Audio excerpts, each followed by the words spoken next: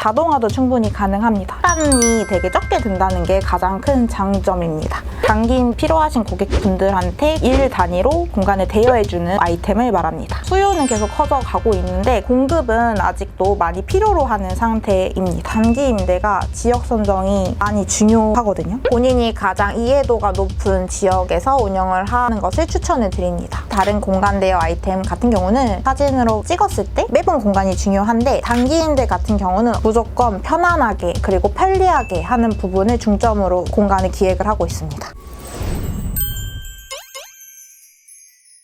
안녕하세요. 잠실에서 공간 단기 임대를 운영하고 있는 창업 3년차 정희슬이라고 합니다. 창업 아이템은 공간 단기 임대입니다. 쉽게 설명을 드리면 주거를 할 수 있는 공간을 일정한 기간에 필요하신 고객분들한테 공간을 대여해주는 사업 아이템을 말합니다. 성비, 연령대에 상관없이 다양한 분들이 이용을 해주고 계십니다. 장기 출장으로 서울로 올라오셔야 되는 분들, 대학병원 근처에서 생활을 하시면서 이제 간병을 해주셔야 되기 때문에 큰 병원 근처에도 수요가 많이 있고요. 혹은 집을 이사를 해야 되는데 잠시 거주할 곳이 필요하신 그런 가족분들도 많이 이용을 해주시고 계십니다. 이제 해외에서 이민 혹은 유학으로 가 계신 분들이 한국에 잠시 들어와서 거주할 공간이 필요하신 분들도 많이 이용을 하고 계십니다. 우선 공간 대여 시장 자체가 계속적으로 커져가고 있습니다. 요즘 공유 경제 시장이라고 해서 차도 그렇고 뭐 되게 공유로 하고 있는 아이템들이 되게 많잖아요. 공간 자체도 월세, 전세, 매매뿐만 아니라 그냥 단기 임대라는 새로운 섹션이 생긴 상태예요. 수요는 계속 커져가고 있는데 공급은 아직도 많이 필요로 하는 상태입니다. 단기로 내가 주거할 수 있는 공간을 필요로 하는 소비자층이 계속해서 확장되고 많아지고 있기 때문에 단기 임대 시장의 전망도 저는 좋게 보고 있습니다.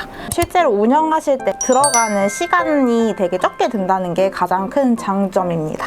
자동화도 충분히 가능합니다. 단기 임대 같은 경우는 별도의 스킬이 필요하지 않습니다. 전문적인 기술이라든지 자격증이라든지 이런 부분이 필요하지 않기 때문에 뭐 20대 분들도 하실 수 있고 40, 50대 분들도 충분히 하실 수 있는 아이템이기 때문에 남녀노소 추천을 드리는 아이템입니다. 단기 임대는 다른 뭐 파티룸이나 스튜디오에 비해서도 시간이 덜 들기 때문에 부업으로 시간을 덜 들이면서 난이도를 쉽게 해서 시작을 해보고 싶다, 또 새로운 현금 흐름을 만들고 싶다 하시는 분들께 공간 단기 임대를 추천을 드립니다. 파티룸과 렌탈 스튜디오가 단기 임대와의 극명한 차이점은 일단 렌트해주는 시간의 단위의 차이라고 할 수 있는데요. 파티룸이랑 렌탈 스튜디오 같은 경우는 시간 단위로 공간을 렌트를 해드리고 있고 단기 임대 같은 경우는 숙박을 해야 되는 공간이기 때문에 일 단위로 공간을 대여를 해드리고 있습니다. 파티룸이나 스튜디오는 타임별로 공간을 렌트를 해드리다 보니까 한 팀이 나가고 나서는 정비하는, 청소하는 시간이 필요로 합니다. 단기 임대 같은 경우는 최소 7일에서 최대 3달까지 묵으실 수가 있기 때문에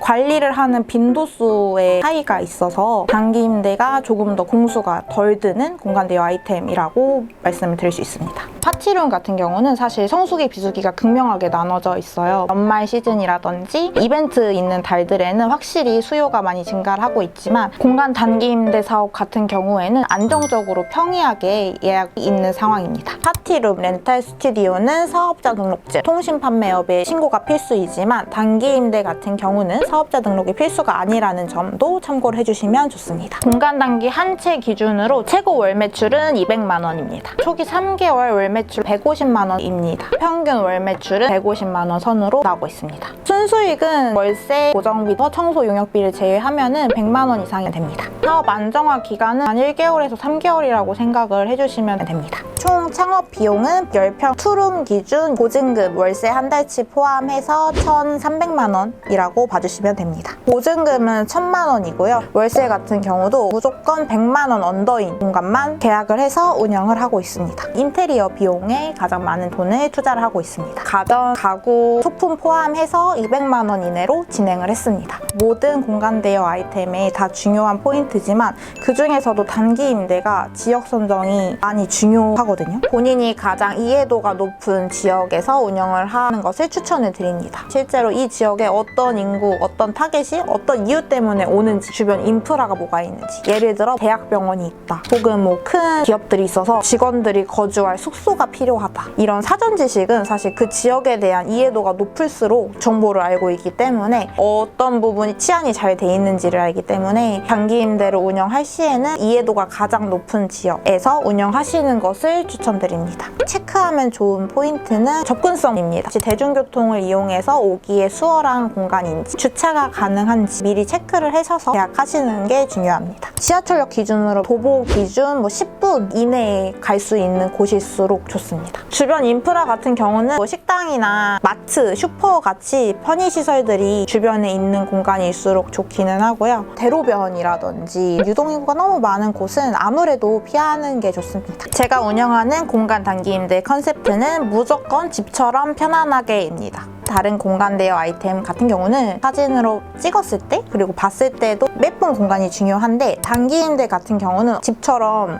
실제로 묵으셔야 하기 때문에 무조건 편안하게 그리고 편리하게 하는 부분을 중점으로 컨셉을 잡고 공간을 기획을 하고 있습니다. 내가 운영하려고 하는 지역에 있는 다른 단기 임대 공간을 시장 조사를 하시는 게 필요합니다. 뭔가 벤치마킹 했을 때 이거는 우리 공간에 오시는 고객분들도 편리하게 사용할 수 있겠다 하는 모든 소품이라든지 자재들은 다 갖고 오셔서 활용을 해주시면 좋고요. 또 보시다 보면은 분명히 내가 이거 하나 놓으면 조금 더 편리하게 이용을 할 수 있을 텐데 하는 부분들이 있을 거예요. 무선 충전기 같은 경우도 핸드폰 충전기 하나 있는 것보다 한 번에 노트북, 아이패드, 핸드폰 다 꽂을 수 있는 게 바로 머리맡에, 침대 바로 옆에 있으면 저희도 너무 편하게 쓰잖아요. 그런 식으로 내가 손님으로 갔을 때 이 공간에서 정말 편리하게 집처럼 할 수 있겠다 하는 이런 소소한 아이템들을 곳곳에 집어넣는 거, 이런 부분이 차별화된 포인트라고 추천을 드릴 수 있습니다. 인테리어 200만 원 이내로 진행을 했습니다. 이미 내부에 리모델링이 어느 정도 되어 있는 매물을 애초부터 구하시는 것을 추천을 드려요. 셀프로 인테리어 컨셉을 잡아서 진행을 하고 있습니다. 처음부터 새 제품을 구하려고 하시기 전에 컨디션이 좋은 중고 제품을 구하셔서 비용을 절감을 하시는 게 꿀팁입니다. 집같이 편안한 느낌을 줄 수 있는지, 저희가 거주할 때 뭘 필요로 하고 있는지, 필수 품목들만 잘 구비되어 있는지, 여기를 주안점으로 삼아서 인테리어를 해주시는 것이 좋습니다. 내 공간에 적정 수용 인원이 몇 명일지를 파악을 해주시고 거기에 맞는 가구 제품 하시는 것을 추천을 드립니다. 저 같은 경우는 적정 인원은 2인 그리고 최대 3인, 4인까지 수용 가능한 상태로 운영을 하고 있습니다. 필수는 아니지만 빔 프로젝터를 추천을 드립니다. 내 집이 아닌 다른 집에서 살아보는 경험을 하는 거기 때문에 새로운 경험을 드리는 것도 하나의 서비스라고 생각을 합니다.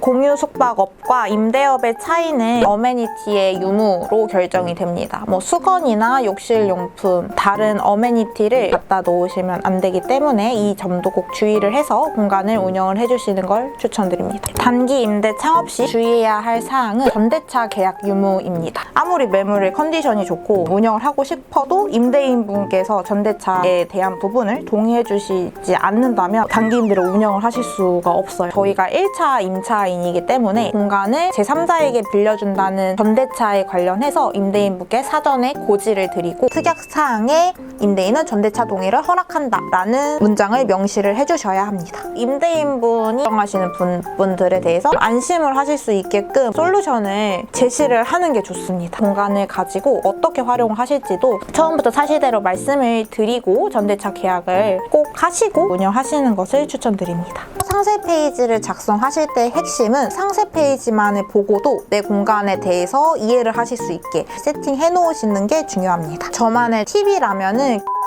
좀 상세하게 적어 놓고 있습니다.